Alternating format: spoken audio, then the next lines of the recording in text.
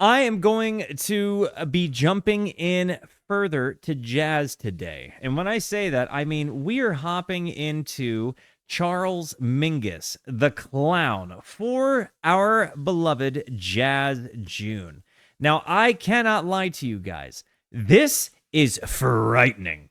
This album cover, I've seen better. I've seen way better. Not even a little bit of me thinks that this album cover is kind of awesome. It's in fact tremendously frightening, tremendously not cool. Before I went on stream, I was like, before I hit the record button, I was like, guys, is this a picture of John Wayne Gacy in his clown getup? No. This happened in 1957. This is significantly before John Wayne Gacy was bodying people. So, anyways, I'm getting into jazz, but I don't know why the album cover. I don't know if this has something to do with it. I'm hoping that it's just good jazz. I don't know anything. I've listened to one Charles Mingus thing before. Is this clown Charles Mingus, though? In my other question, I have to imagine that there is some amount of people that are out there on YouTube whose parents had this album as they were growing up, and this record is ingrained in people's nightmares. If you are one such person, put it in the comment section below. I have to know, are you a person who has been frightened by this album cover? I'm convinced if this album was as influential as people have told me, there is at least a good dozens of people that see this in their dreams. Now, I have some context as provided by our homie Snag Fetus. Can I get some W's for the context crew?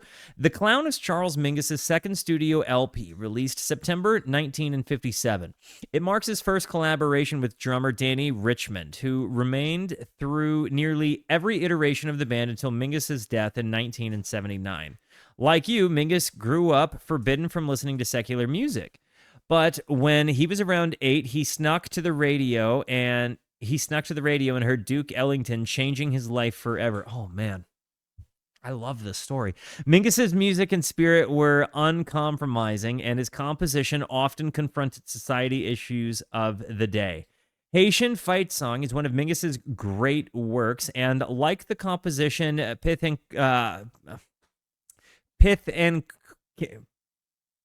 why can't I talk? Pithecanthropus erectus, it is concerned with the triumph of the oppressed over racism. Inspired by the successful Haitian slave revolution of 1979 to 1804, Mingus says in the liner notes, this could just as well be called Afro-American Fight Song. I can't play the solo right unless I'm thinking about prejudice and hate and persecution and how unfair it is. There's sadness and cries in it, but also determination. And it usually ends with my feeling, I told them. I hope somebody heard me. I really love that. When sometimes you hear me talk about like players play with conviction, and you can just tell that what they're doing, they mean it in that moment. Like, so I like kind of feeling like there is that vibe to this. The album is 4 songs, ending with The Clown. Personnel, Charles Mingus, bass and composer. So this is our representation for bass jazz. Shafi Hadi, a.k.a. Curtis Porter, alto sax on the first 3, tenor sax on The Clown. Jimmy Nepper, trombone, Wade Legay, piano, Danny Richmond, drums, and Gene Shepard, improvised narration on The Clown from a story by Mingus. Got it. Okay. Liner notes are an essential part of listening. Okay. So my guess is that it actually ends at The Clown then, and the other 2 songs are just bonuses. Based on what I've got here. Guys, this is a music discovery stream. You gotta let me know, have you heard this album before, or are you raw dogging a very first listen with me? Guys, I have been on a jazz journey. I'm incredibly excited to return to Mingus's work in an actual album context. Please, one of my favorite parts of this channel is getting to, hear your stories and relationship with the music, getting to be educated by the things you know when I don't quite know how to put my finger on something. Because jazz is a language I just simply do not speak. I'm a self-taught musician, and I play by ear, and I have a pretty good idea at concepts because I've done personal study, but jazz is just a language I don't speak. It's one I have a lot of interest in learning to speak. It's one I've been practicing a lot to try to have some sort of conceptual understanding of it. But please, if you happen to hear something I'm just struggling with or don't quite know how to put the words to, let me know. Guys, I'm gonna hit the play button. Before I do, it's very important to me that that you are awesome, that you are valuable, that you are important, that you matter, that you are deserving of love, and that I am abundantly grateful for even a moment of your time. If you like what you see, feel free to hit the like and the subscribe button. It goes a long way to help me out. If you really like what you see, leave a comment. I would love to hear from you, or join us on Twitch. I stream every Monday, Tuesday, and Wednesday at 8:30 p.m. Arizona time. These people over here are the best people. Come hang out with us. Come discover music with us. I know I speak for all of us when I say we would love to have you by. Friends and homies, let's do this thing, shall we? Sorry, did I make you yawn? Let me know. Haitian fight song is your ringtone right now? Oh, wow.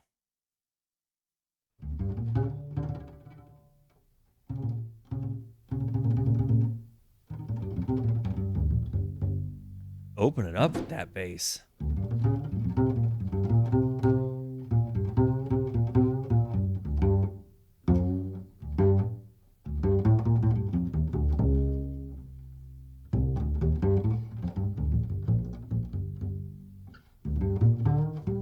Joni loves Mingus?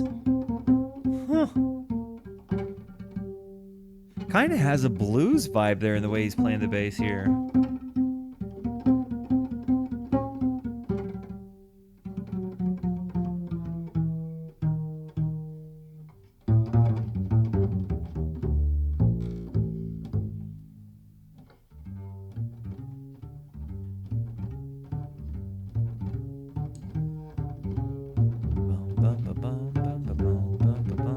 Building in volume. Subtly building. Adding in the... Why did that feel so satisfying?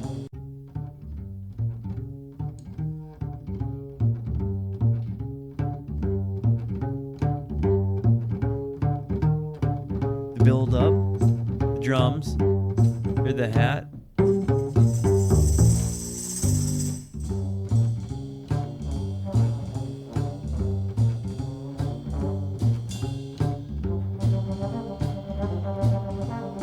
The progressive adding of the other instruments in this with the subtlety there, but like a building energy.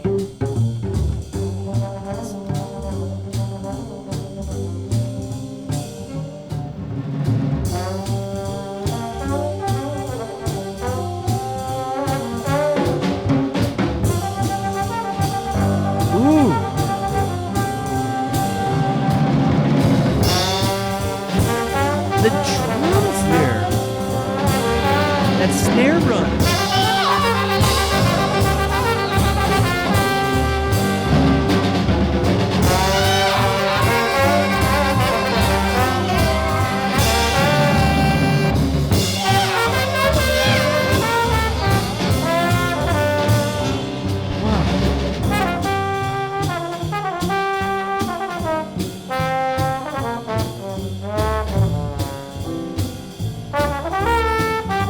The bass, while this trumpet, or wait, no, not a trumpet, alto sax, or trombone.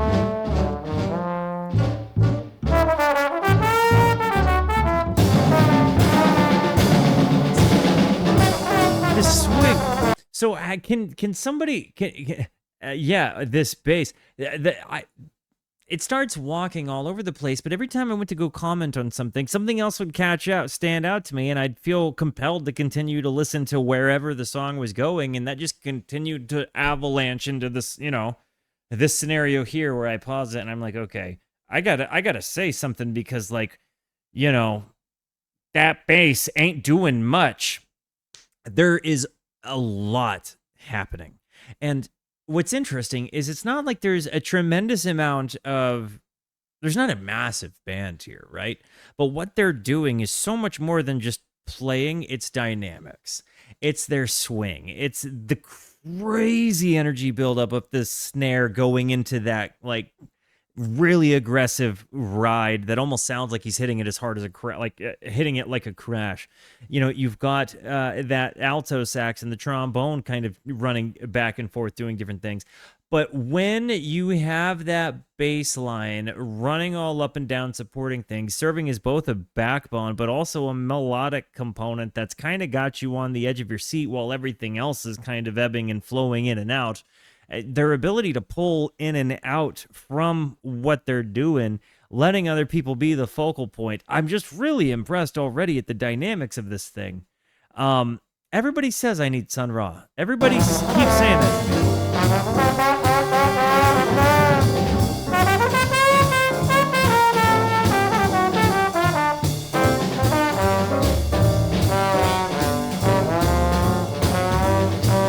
LaCroix's out.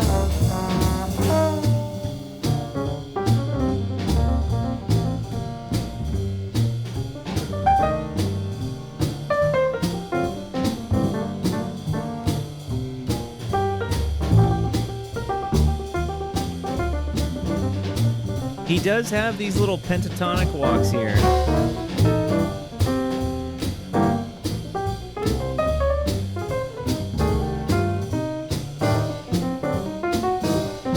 Not anymore.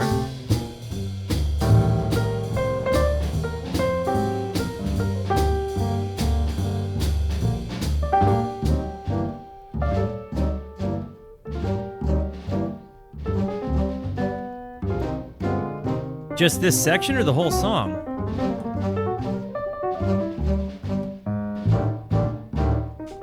Look, Tim. Man, you hit me between the eyes, man. Gosh. Okay. Well, if they'd throw a Mixolydian one in there, maybe I'd have said something about it. You know what I mean? It's really hard to just be like, I have been working so hard to get out of just the pentatonic mindset, right? As a guy that is coming from like blues, indie rock, admittedly, that's like, it's like when you get a guitar, it's kind of like you get out of police academy and they're like, okay, here's your gun. And they just show you the shape of the position 1 of the pentatonic scale, and it's like, what does one even do with this? And that's basically how it went. And yeah, it took it wasn't until I heard Jerry Garcia in an interview say he started with the melody for his soloing that I started thinking like, oh, well, that's a pretty good idea. It's a lot less aimless than what I was doing. But yeah, I certainly, I think my brain just, it stands out to me when I hear the pentatonic stuff because that's the stuff I learned. A lot of the other times I'm hearing stuff like, it wasn't until like a year ago when Tim and somebody else told me what a blue note was. And then I was like, oh, I knew what that was the whole time, but I didn't know what it was the whole time. You know what I mean? So there's a lot of random little tiddly bits of theory that that come at me because of these kinds of things. But like right now in the journey of like trying to learn my major modes has been like a journey, so to speak. And yeah, I'm trying to get out of just playing pentatonic and Mixolydian runs.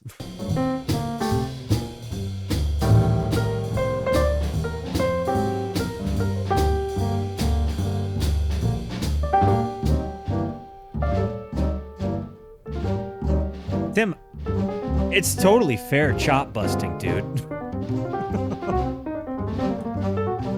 I want to bring it back a little bit. Sorry for talking over it.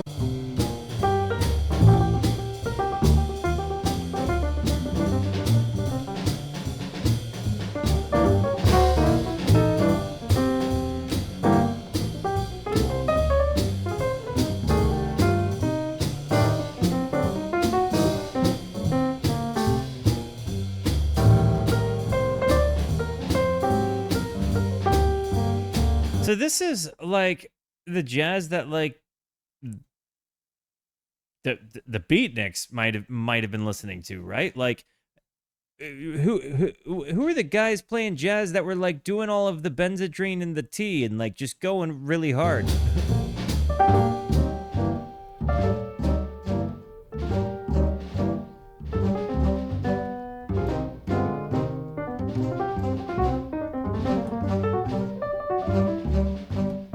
Mingus. Okay, beautiful.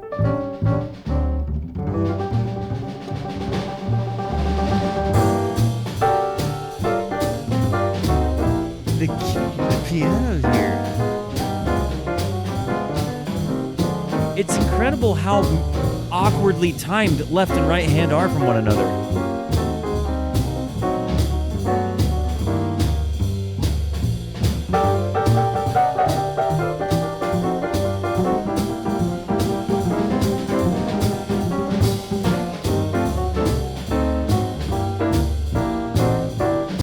Drummer, are we looking at a ride,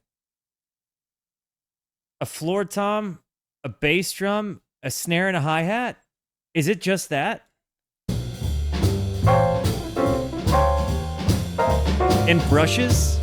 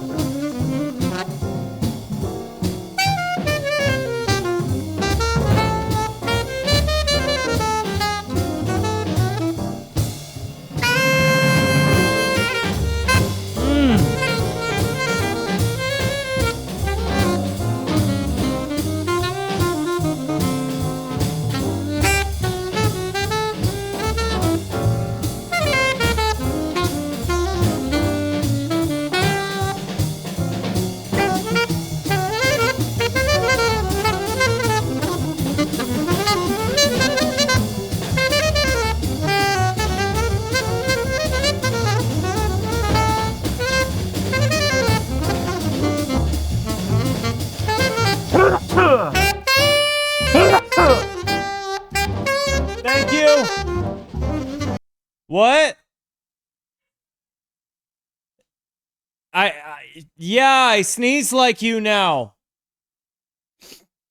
She said that was her style sneeze.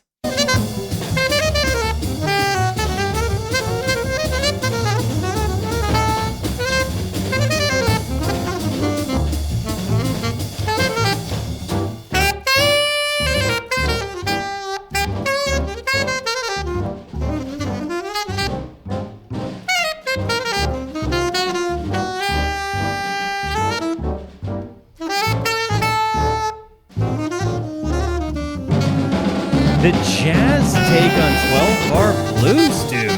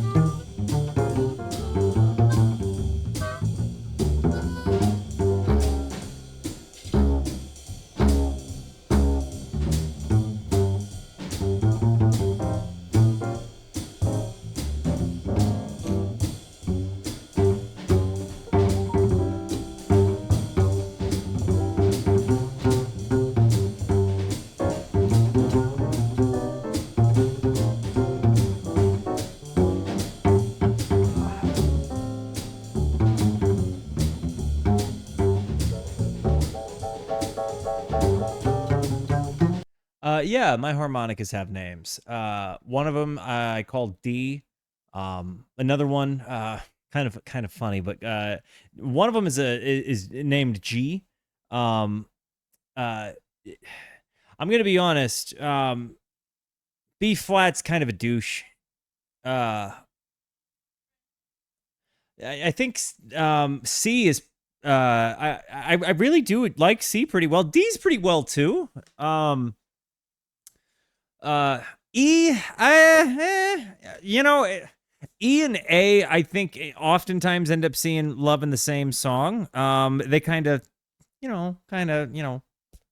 but yeah, my harmonicas have names to answer your question, each and every one of them. Also, the new bass, Mel named the new bass Lil Red. So, in case you're wondering, that new bass.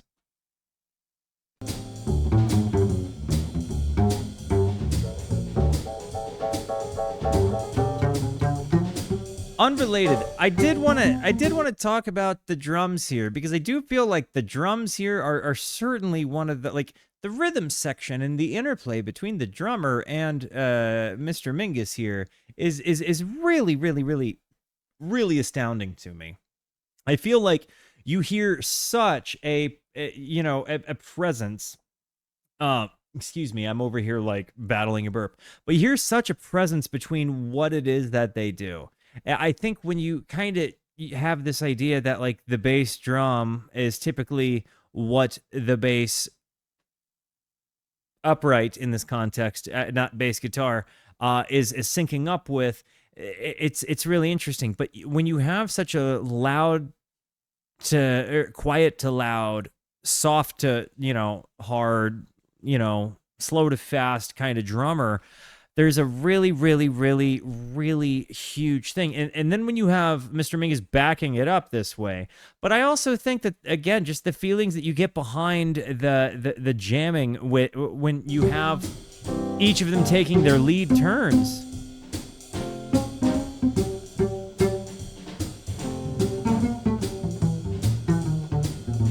And this feels like a super minimal kit. Yo, Janja 92, thank you for the gifted subs, homie. I appreciate that.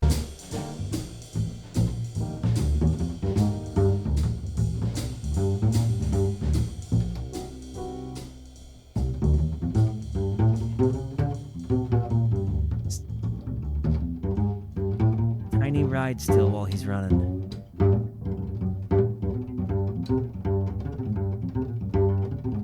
Da-da-da-da.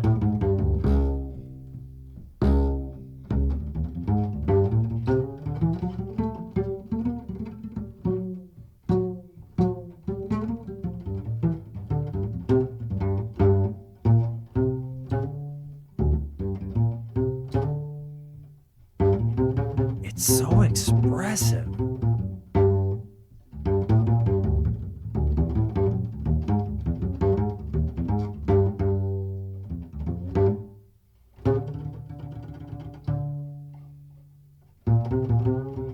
That's one of the most captivating bass performances I've...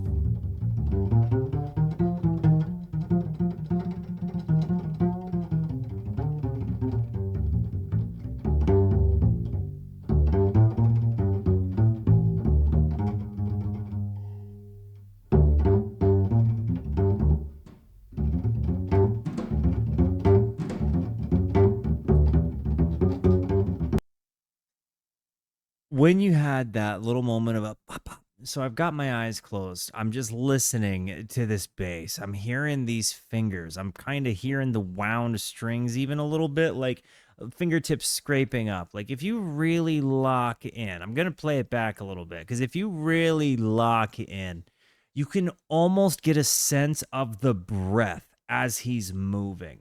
There is a real intimacy to this performance. And I know that sometimes it sounds like just a person strumming. There's, I think, a less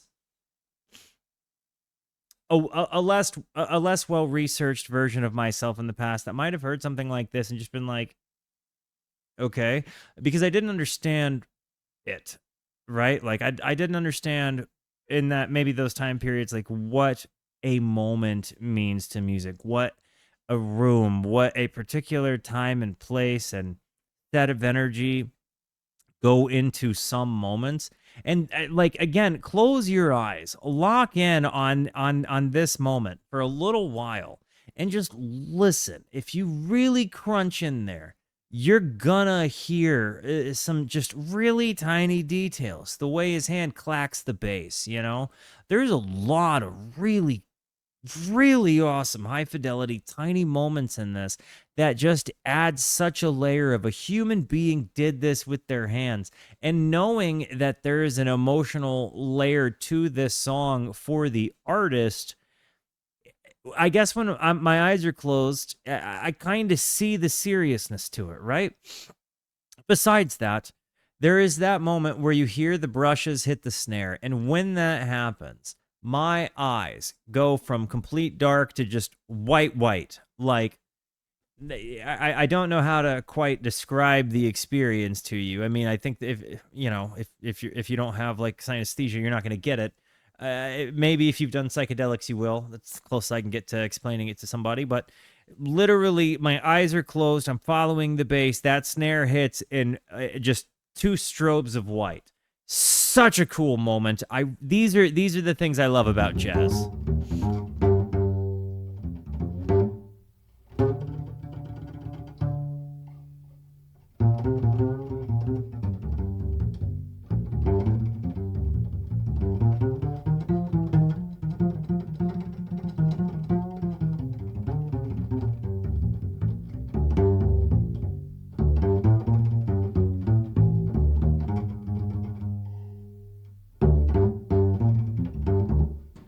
You can hear the breath in the room.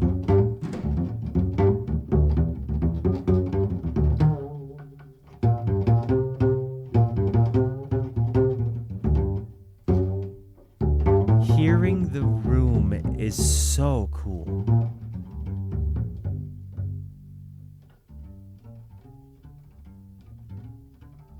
Goes into this walk.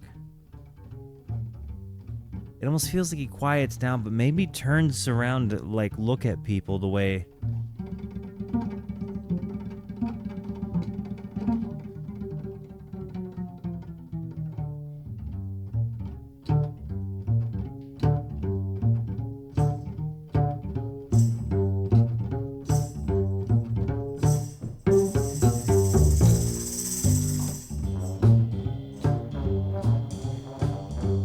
And then everybody starts building their layers back in. Oh my golly goodness, what an example of jazz. I was about to say they full circle the moment.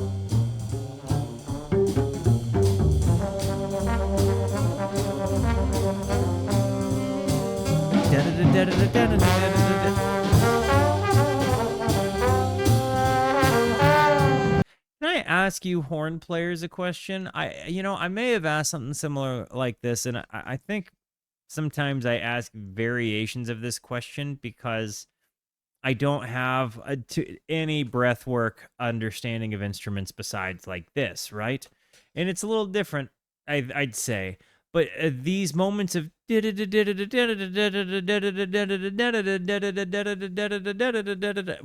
the horn, right? I don't think that they're. It sounds like hammer-on and pull-offs to me, or trill moments, but I don't know that they're just doing that with their fingers. Like, so are they tonguing that? These guys, and blowing? So it's the tongue thing. Okay. So are they doing something similar with their tongue that I'm doing when I'm going da da da da da da da da, da like kind of making the D sound? There's a fantastic interest to me there, and I don't know what it is, other than more and more and more and more, I have started to recognize the relationship that the guitar and like the saxophone have, the guitar and the trumpet sometimes even, but that's okay. That's so weird. Yeah, but I think the more I've gotten interested and kind of inspired in some ways by saxophone to approach my instrument, the guitar, and yeah, like while I play other instruments, like the guitar is my instrument, right? But I've found a lot in my exploration of other genres, inspiration coming from instruments that I'm not a guy, I don't know. And it's moments like those that kind of make me feel like the guitar and the saxophone are related.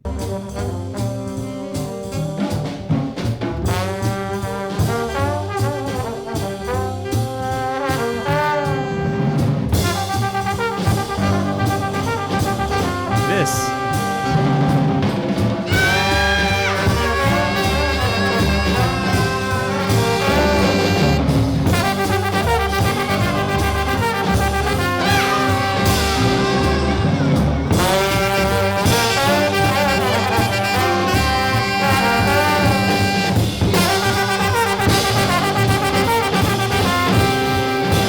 in my brain, it's up downstrokes to accomplish that.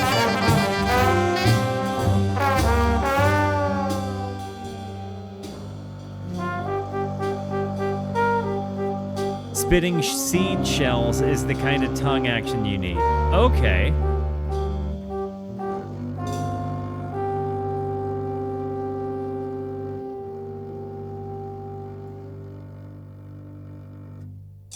Can I ask you this? When Charles would play, did he, because it seemed like he had a bow there, did he have a bow pretty handy frequently on stage? Did he carry it while he was playing? Like, how did it work? Save that answer for me because I gotta run an ad. But immediately I'm captivated. This is the sound of jazz. I think I just like jazz. I keep hearing jazz and I'm like, I want to hear more of this. But I feel like I'm saying that about everything that we're listening to. And maybe not everything. Because if I'm calling the spade a spade, I do think Kind of Blue was easier for me to listen to than Giant Steps. Sometimes Giant Steps got so gratuitous and in my face, and it was like, is this the jazz you want? And sometimes I was like, yes, it is, John. It so is, sir. And other times it was like, whoa, that's a lot of sound, John. That's all I'm saying. But Kind of Blue, simply moved me. I thought I was going to end up liking John Coltrane's solo stuff more than I ended up liking Miles Davis. But having both Miles and John in the same spot, like, let's go. Knowing that those things are removed like 2 weeks of one another, mind-blowing. But truly, I think that this is just a much easier jazz for me to digest while also standing out with unique sound textures that I just haven't yet gotten to experience. It's so cool to see the many voicings of jazz and the many sound textures that comprise of it. And I guess for me, the best way to put it is I've explored a lot of rock and roll. I've heard a lot of things. I've heard a lot of guys do the same things different ways. I haven't had that experience with jazz. So everything to me seems completely fresh, new, exciting. All of it sounds like, what the frig? How are they doing this? How did they do this? Is this all planned? Is this rehearsed? How did they structure it? Like, it's all exciting, edge of my seat stuff. And that is cool. That is one of my favorite things about music. That almost 35 years in, I'm still being blown away as if it's the first time. Anyways, be right back.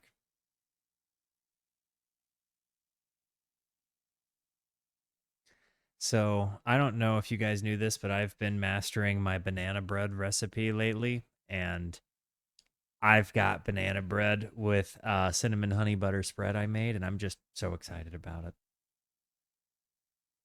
So, let's get back into the next song, shall we? Blue Sea.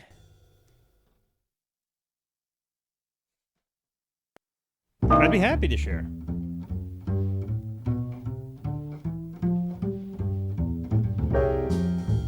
Ooh. This is the drum beat I think of when I think of jazz.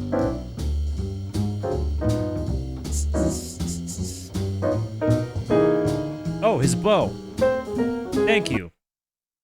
About his bow, Mingus would quickly slide the frog, the handle end, of the bow underneath his lowest string finger in the tailpiece, letting the tip of the bow rest against the bridge. And just kept, okay. Huh. Good nugget, Captain Beef Tart.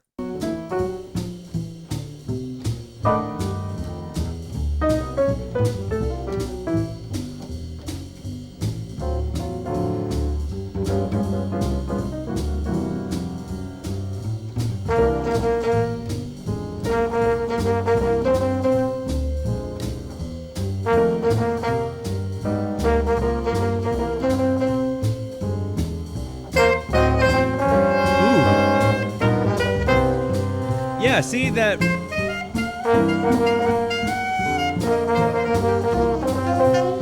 It's like you can almost hear his arms swaying.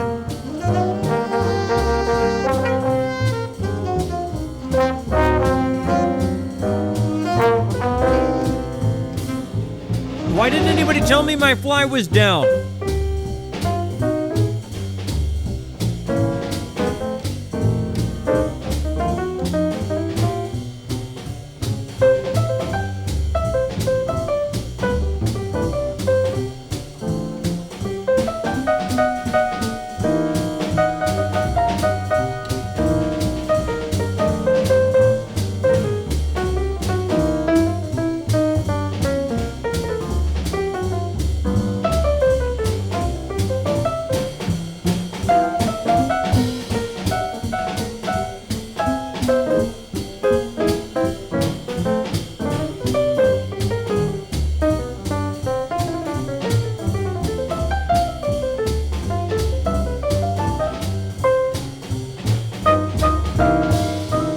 I feel like jazz music is like the drunken warrior of fighting styles, right? Like they play stuff that's like dissonant and sounds like should it be there, but they do it so masterfully, sometimes so quickly, sometimes to the point of disorienting you just to make you feel tense, just to release it so you feel better. You know, like they sometimes get crazy and chaotic, but they always like land their target. It's like I don't know that I've heard a bad jazz band because I think that jazz players are just like hyper mega breaks of music. I don't know. I'm not a I'm not a formally educated musician whatsoever, right? Like anything I got, I just kind of stumbled into. Um, so I don't know what the difference between like first chair and last chair in a jazz band or orchestra or anything is. But I gotta say, I feel like pound for pound, jazz bands are probably more talented musicians, talented and capable musicians than almost any band you would hear on the radio typically.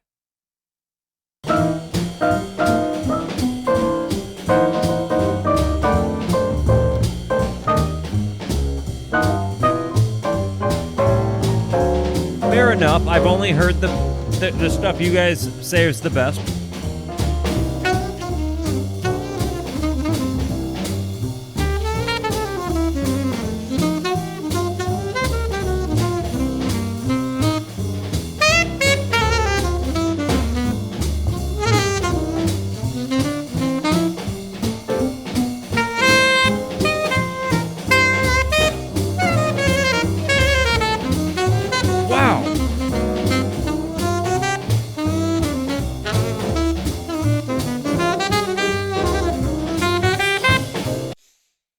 Where does your brain go when you listen to jazz?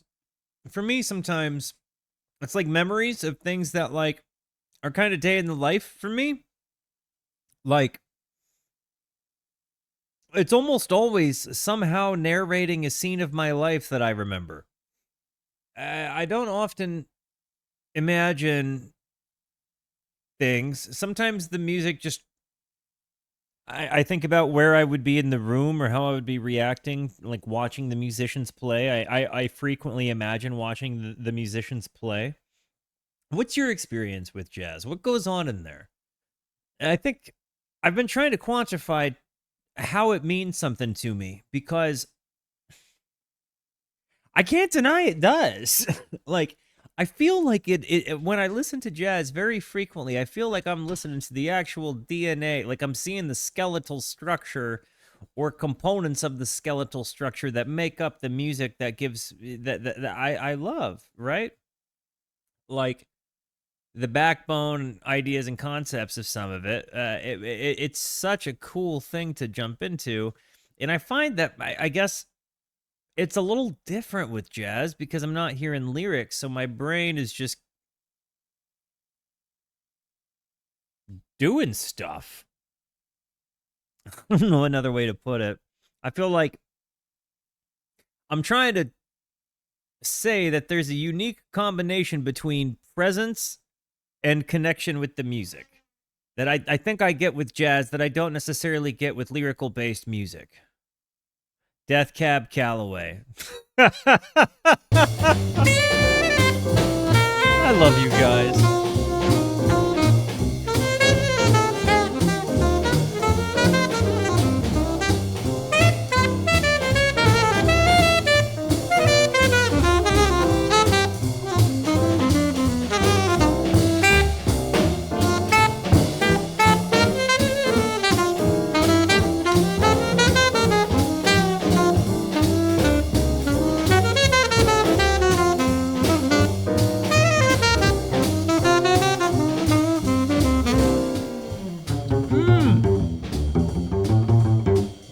I want to hear that moment again. That like it's almost like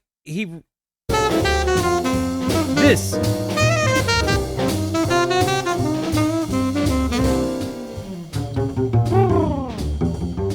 Like they walked it down as he was running out of breath.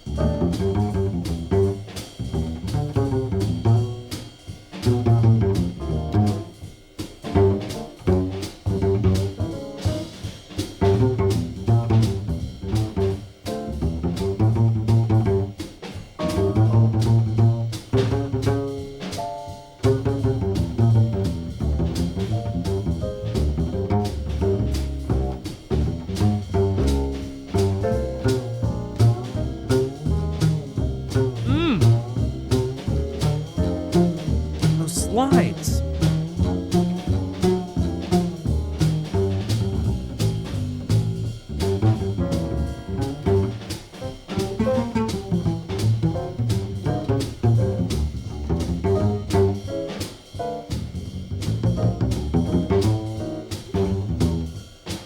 For what it's worth, I do advise eating banana bread while listening to jazz.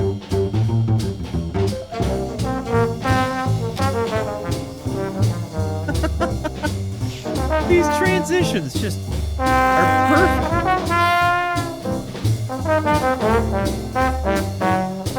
Moving from one heartbeat of the song to another.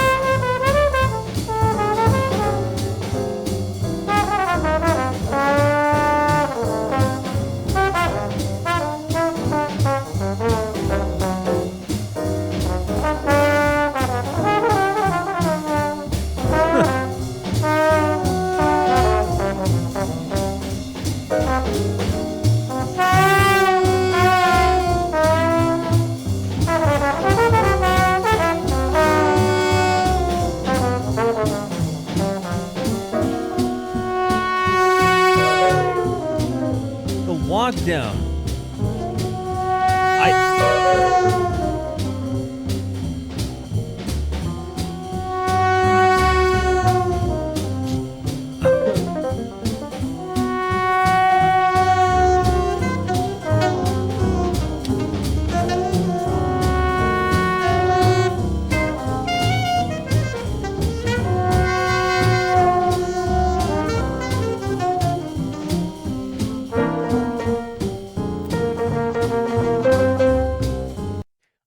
think that sucks, that perspective. You know, I think we have to allow virtuosic performers a chance to be virtuosic and allow people that are inspired by virtuosic performers to see them. You know, if you don't like people working really hard to perfect their craft and showing it off, okay, easy enough to avoid. You know? Like, I don't understand like that. I think not liking the sound textures is a much more fair excuse than not liking music without words. Fair excuse. You know, if you're Aziz Ansari in the TV show Parks and Recreation, if it has acoustic instruments, it cannot be a banger. Like, whatever your rules are, I will accept that more than I will its musical masturbation. I think that that's just not fair.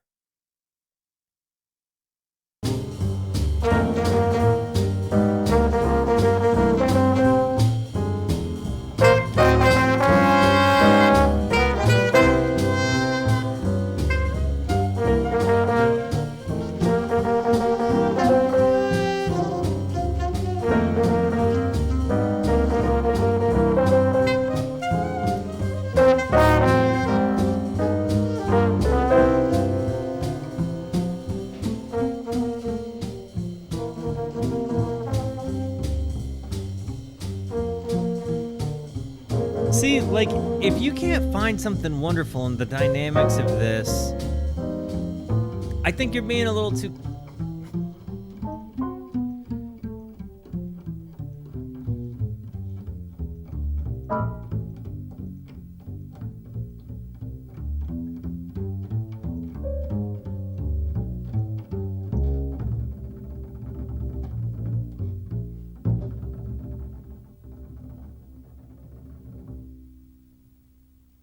I think that people get really weird and say things like jazz sucks, but what they really mean is I don't like jazz. They say things like, oh, that artist sucks, but what they really mean is like, I didn't like the song I heard part of on the radio. I think generalizations abound in music, as you know, and opinions that people have of music. I think we can all agree to that pretty well, right? Not that it's right, good, or reasonable, but this is just the human condition. Not everybody is in open mind. The whole reason this channel works is because enough of us are out there willing to listen to music we don't like to get to the music we do like, and to at least say like, yeah, that one wasn't for me, but I'm glad you liked it, dude. Seriously, we'll find a stop I like later. Like, I think that you have to have a kind of different perspective. You can't say jazz sucks if you know anything about music. If you know anything about music, you have to, by requirement, listen to it and say, dang, they're good. That's just how it goes. And if you don't, I think you're just being narrow-minded. Even when I don't like music I listen to, I go out of my way to find something I appreciate about it, because at the end of the day, there's typically always something to appreciate. Whether hey, I don't like that genre, but that guitar, the guy ripped, whatever. Like, I appreciate what people put of themselves into art, what people put of themselves into music. What did I appreciate? Go back and watch that video. You will see that I called it justifiably fair art. I might not have liked it, but I appreciated the fact that they were singing, they were talking on a perspective, even if potentially from a satirical place. Hey, balls fairly broken. I totally get it. Just, it's one of those things where I really think that I would never go out of my way to say ICP sucks because I kind of dislike the song, right? I think that's stupid. I've heard one song of theirs. I'm not going to dunk on that in ignorance. I think it's unfair to music. I think it's unfair to a culture of people that really like that music. And, you know, I'm just not going to be about it. I have my aversions. I've shared them. And in the same way you guys do, right? Like, I'm not a fan of country. Eventually, there's gonna get some country struck on the channel. It's probably gonna happen. Like, and when that happens, I'm gonna listen to it with an open mind because this is what I do. I don't think it's cool to just say music sucks. I think it's cooler to say I don't like it. It's not for me.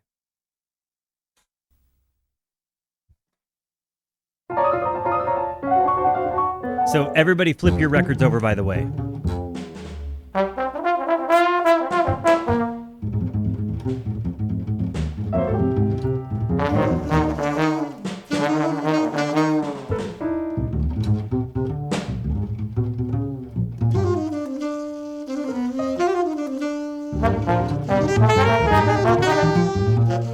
Oh my gosh. See, some of these moments...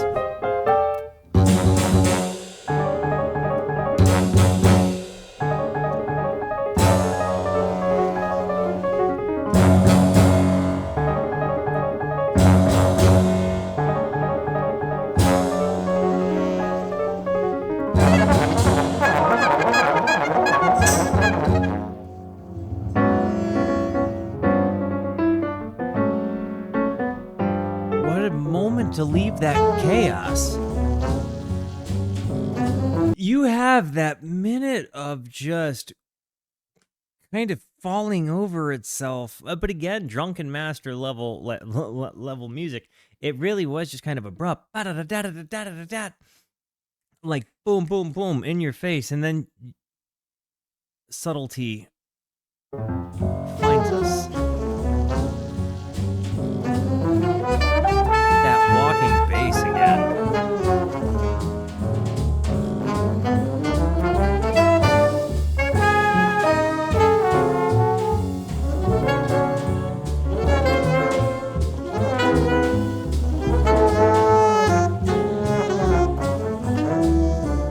The chaos was a tease of another jazz standard.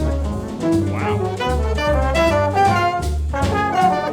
This moment on the snare with the brushes, what is that called? Like that buildup of energy there. Are those triplets?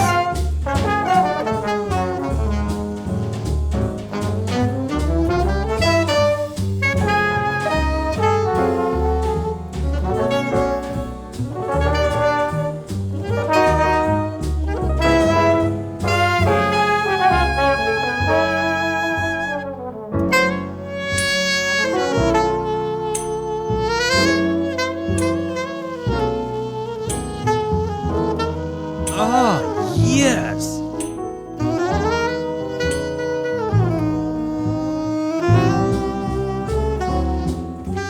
And we're back.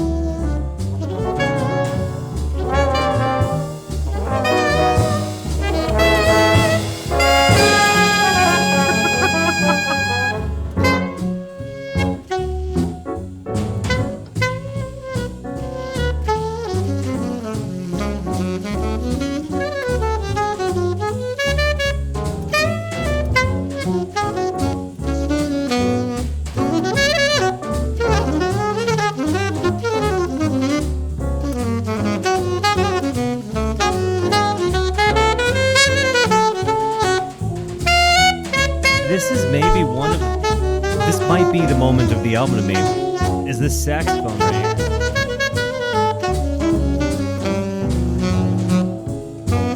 That or that bass solo from earlier.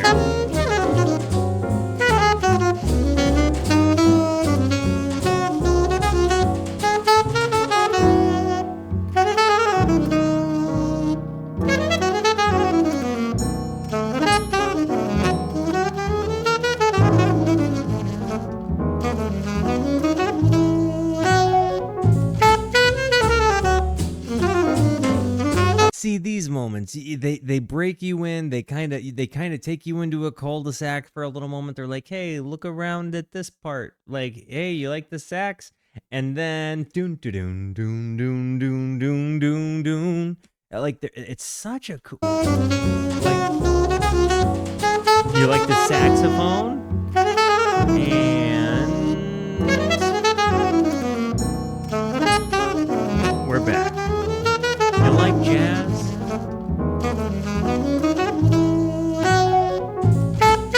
And then now we're back.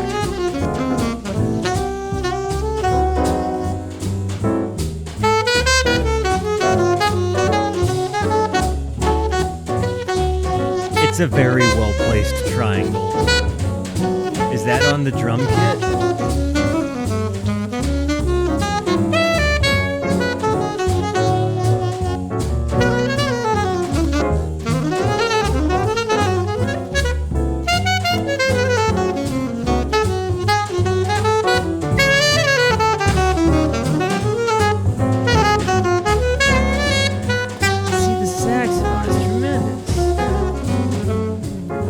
Has. And what do we do with the birds anyway? We consider them.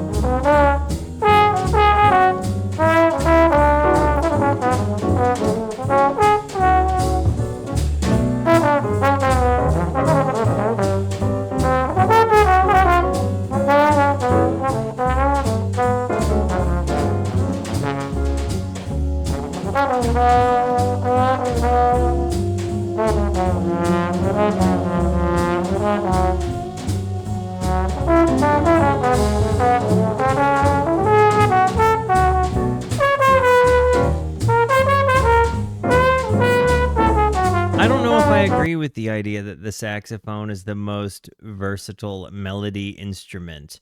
I am interested in what that conversation sounds like with all these, though. What's it sound like to you?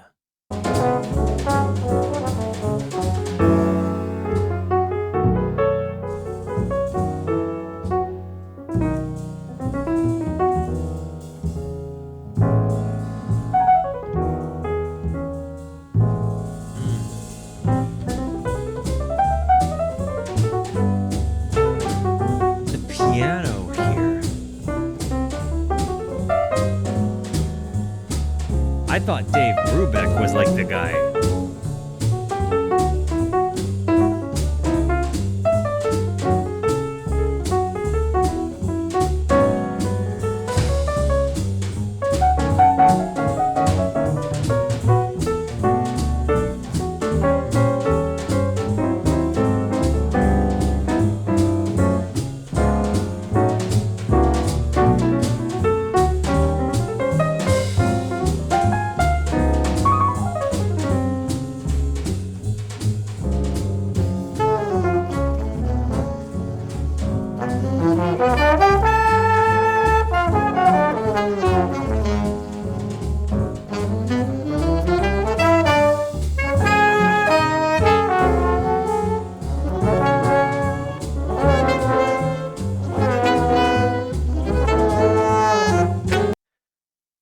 I've really had such an easy time locking into this album. Not all jazz I do. Sometimes it's just like a matter of listening and being like, wow. But in this album, in this case, it's been very easy for me to just kind of listen and let it go. You know, and maybe there's an element where there aren't lyrics, so my brain isn't like picking markers like, okay, you have to talk about X amount of words now, which is kind of an unconscious thing that happens when, you know, you do this show as the host, is you kind of like gotta think of amounts to like time to make commentary to be able to upload the video so you don't have any problems. But in this particular album, and maybe it's that I'm getting more familiar with jazz, maybe it's I'm understanding a little bit more about what I'm hearing, maybe it's just that this sound texture and this bass forward front is really standing out to me.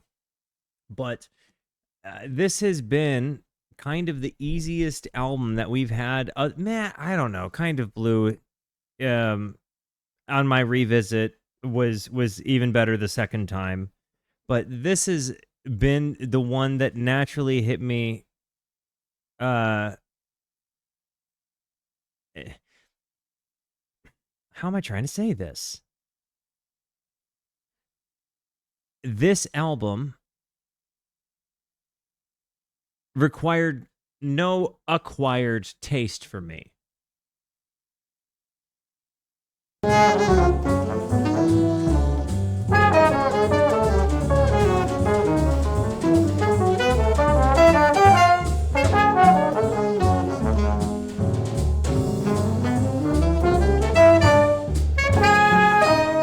Easy to vibe to for sure. But I think it's just that I didn't have a stretch to enjoy it.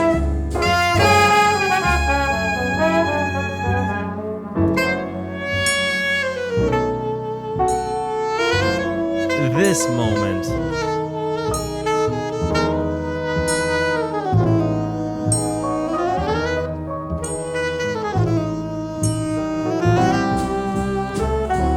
I think that this whole song has actually been my favorite song. I don't know, actually. Haitian fight song. There's something about the shiftiness of this album that's so captivating to me. You know, like the back and forth, the time signature changes. It really does feel like scene changes. And then that moment where we go back into this, like the dude from this back into the upbeat thing, kind of feels like we're going back to the setting that our main stage is.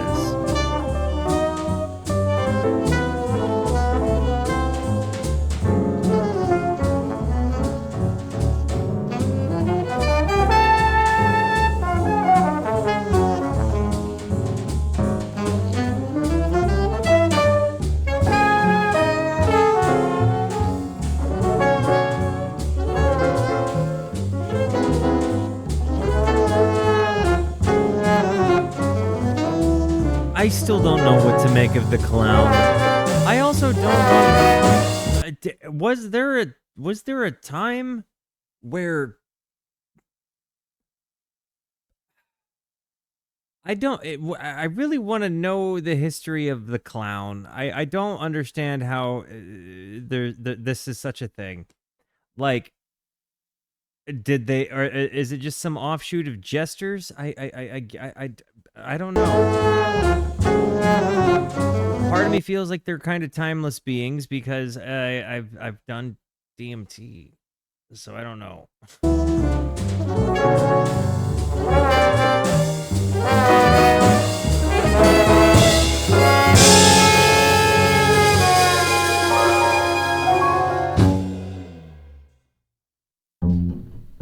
Okay, so now we are going into the clown. This is the closer of the album. I'm not gonna lie to you. This has been the easiest album I've ever heard that was jazz for me to listen to. Bigger than Debuke. Okay, guys, you gotta let me know if this is your first time with this album. How is it hitting you? If this is a revisit to this album, how is it hitting you? Let's close her down with the clown. This one actually has words.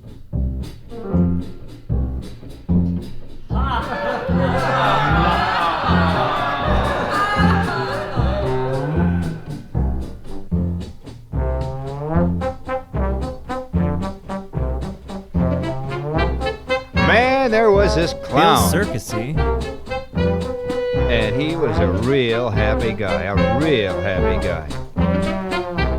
He had all these greens and all these yellows and all these oranges bubbling around inside of him. And he had just one thing he wanted in this world. He just wanted to make people laugh. That's all he wanted out of this world. He was a real happy guy. Okay.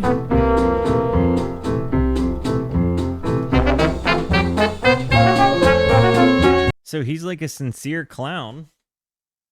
Haha, you clown is, if you didn't know this about me, haha, you clowns is one of my all-time favorite YouTube things. I think Joe Kappa is one of the most interesting creators right now, period. It's such wholesome, fun-loving.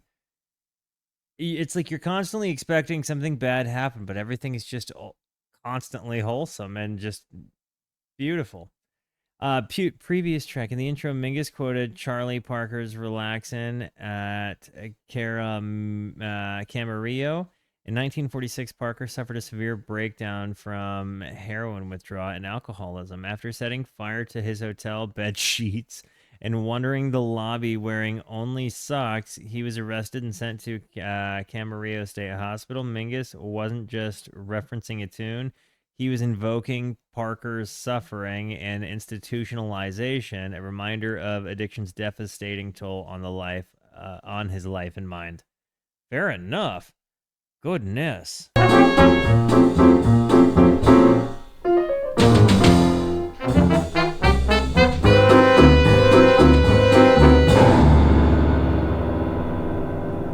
Let me tell you about this clown. All right.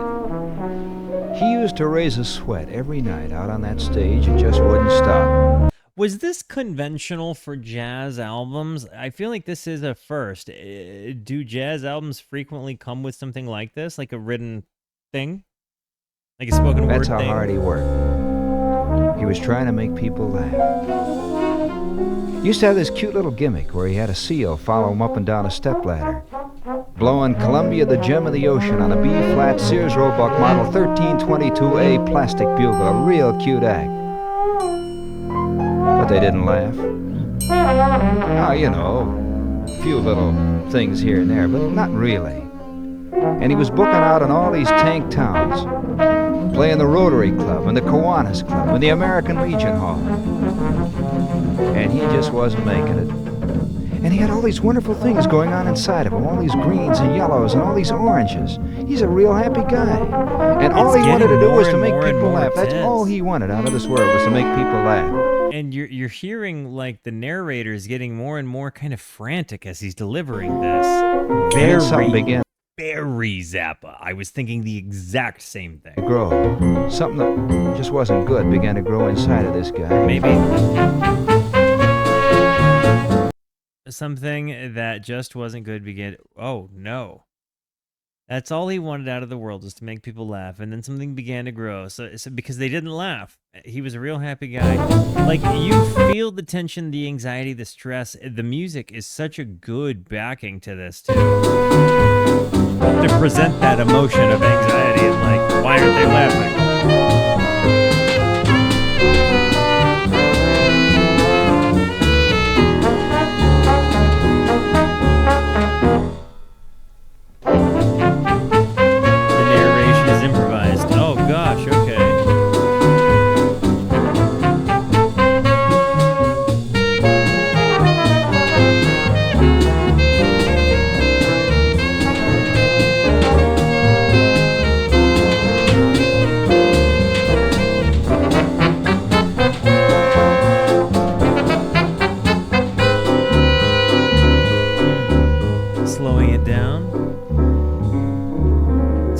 It's a funny thing.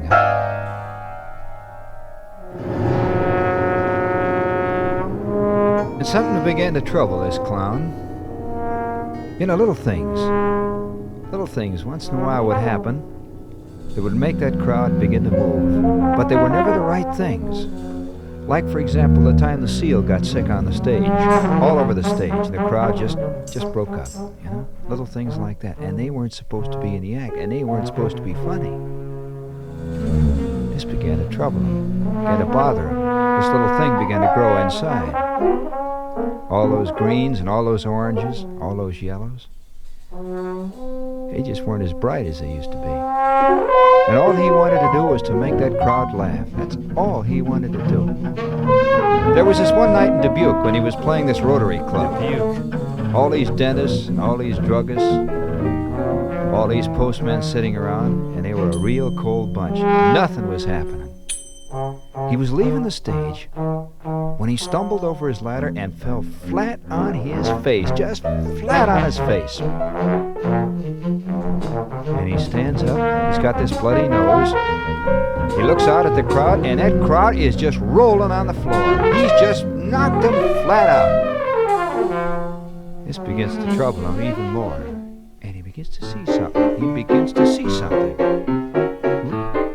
I'm over here just like entranced in this. It really does put you in the scene.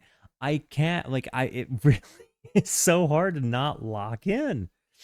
I just I'm hearing this and I keep looking over at this clown and I'm thinking like this, like I'm seeing like, and you don't again, I don't think you understand to me what it is I am dealing with in looking at this. Okay, just so you know, I've got literally this guy staring at me. Okay, hang on.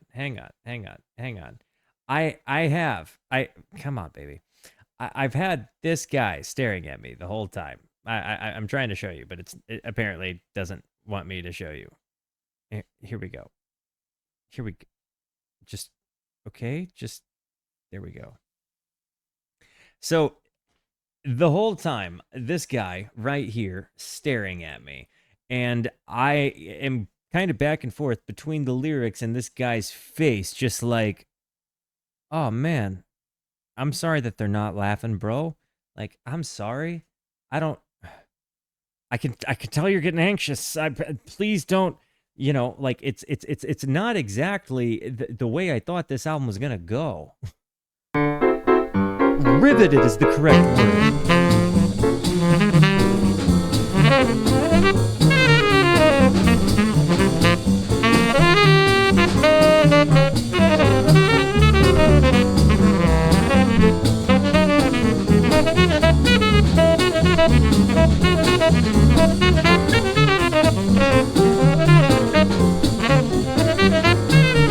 This bass is incredible with its walking. But between it and the sax,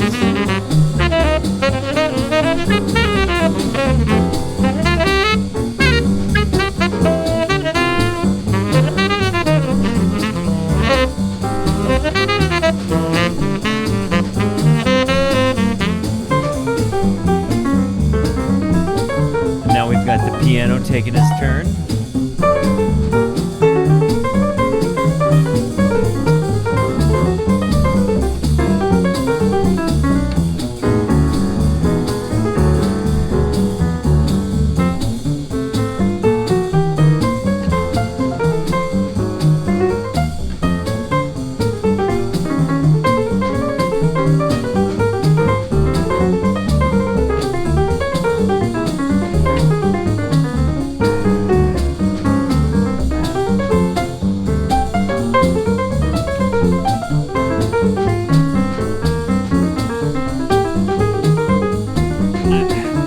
It's like I don't know if I'm more I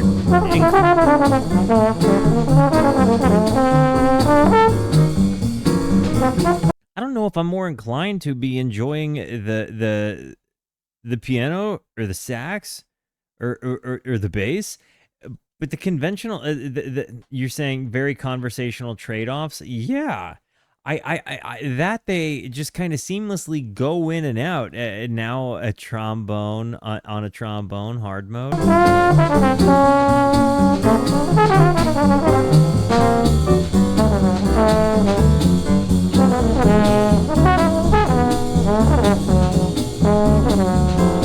This is a very Tom Jerry chase fight scene.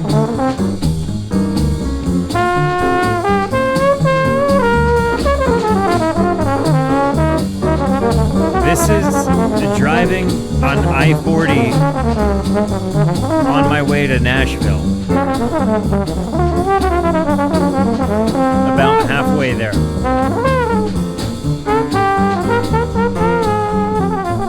From my hometown.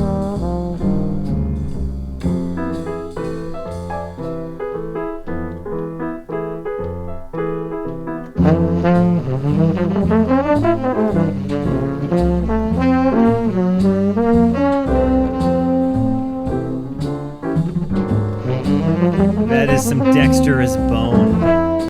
The trombone is not, I'm from Tennessee, and yeah, that's so real.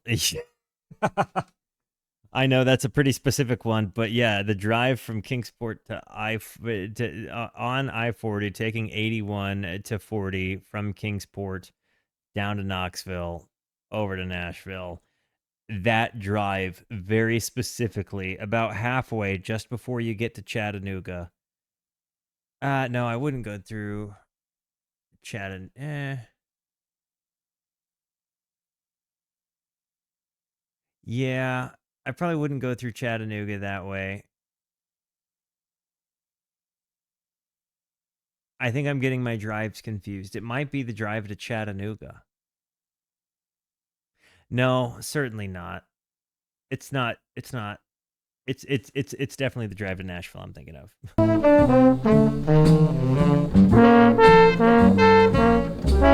where my brain is going.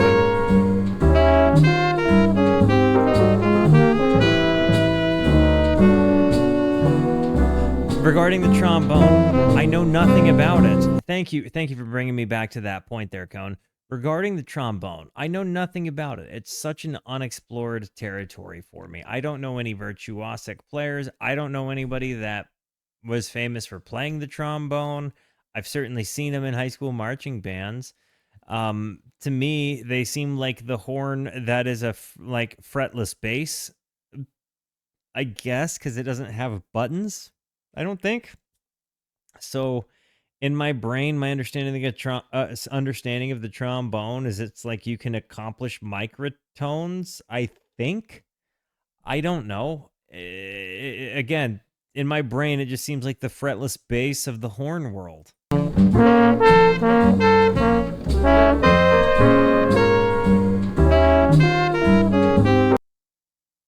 Or violin or viola or anything fretless.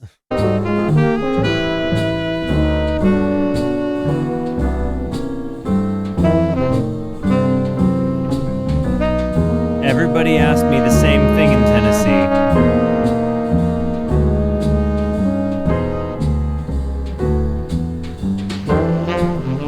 Thanks for the 2 old goodies.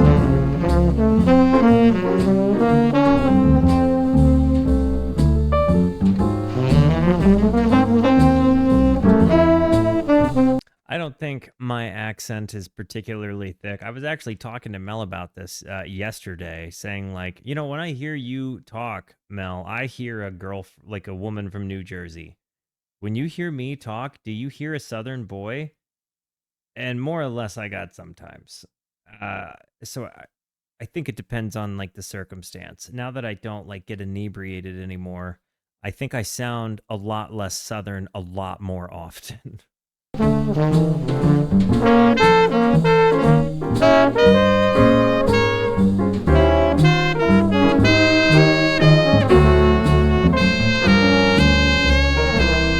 Agreed, Tara.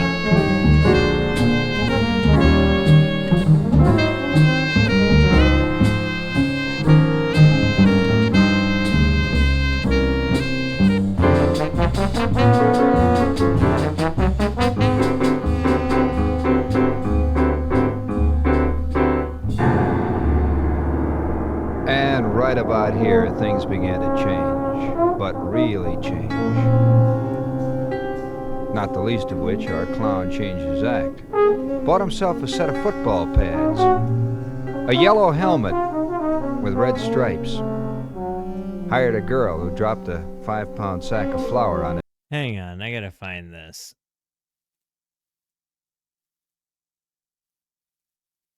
There it is.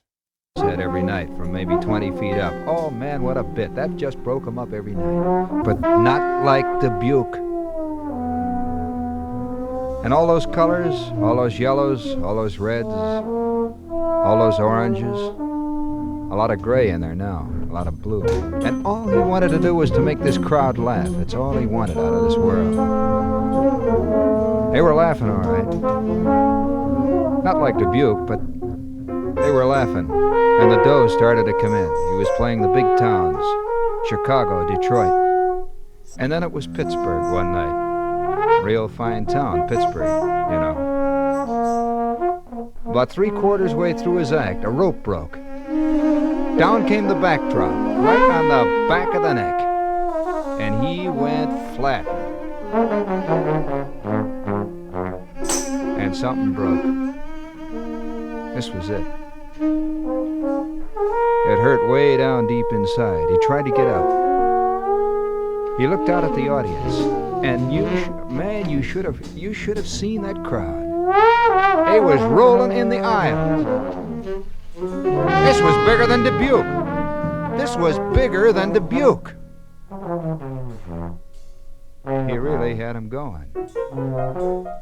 Well, this was it. This was the last one. This was the last one. Yeah. This was the last one. It just hit me like an anvil from the sky. He knew now. Man, he really knew now. But it was too late.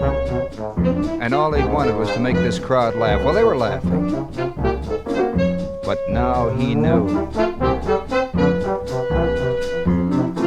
He is Pagliacci. That was the end of the clown. And you should have seen the bookings coming in. Man, his agent was on the phone for 24 hours. The Palladium. MCA. William Morris. But it was too late. He really knew now. He really knew. He just wanted to make him laugh, and it wasn't until he hurt that they laughed at him over a mistake. He really knew now. And they laughed at all the wrong things that he didn't want them to laugh at, things they shouldn't laugh at. And he just kept doing it, and it kept making him money. William Morris sends regrets. And eventually, he dies, and they laugh at him.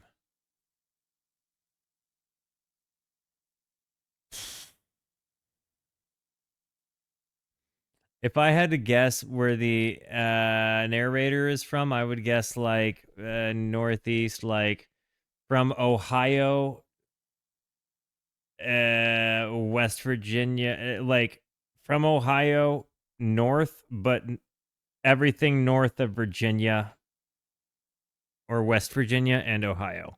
He's from somewhere up there.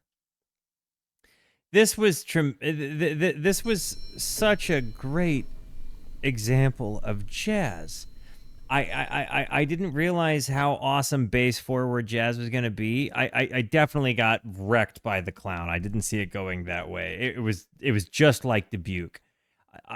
That was not, again, at all what I saw coming. And to have this guy staring at me the whole entire time, it was just so emotive. It was so expressive. It was so dynamic. It did so many different things. And in a lot of ways, it was a less is more band arrangement. But in a lot of ways, it was just over the top. It was very arranged. I felt like it was very bluesy, so maybe that's why it was so easy for me to sink my teeth into. Also, I just really liked the spoken word part at the end. It took me for a ride, the likes of which you don't get that often in music. Guys, I love you. And thank you for being here. Thank you so much for the positivity that you show both to me and to one another. Continue to be the best. And until I see you next, be introspective and consider the birds. Goodbye.